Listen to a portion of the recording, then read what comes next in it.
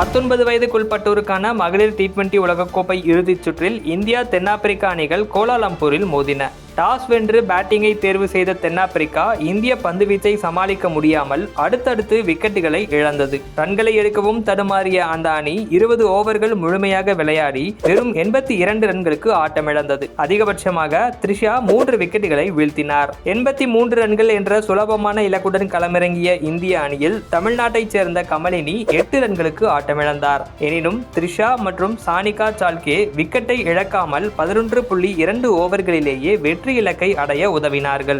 த்ரிஷா ஆட்டமிழக்காமல் 44 ரன்களும் சால்கே ஆட்டமிழக்காமல் 26 ரன்களும் எடுத்தார்கள். 9 விக்கெட்டுகள் வித்தியாசத்தில் வெற்றி பெற்றதன் மூலம் இந்திய அணி தொடர்ந்து இரண்டாவது முறையாக 19 வயதுக்குட்பட்டோருக்கான மகளிர் T20 உலகக்கோப்பையை வென்று சாதனை படைத்துள்ளது.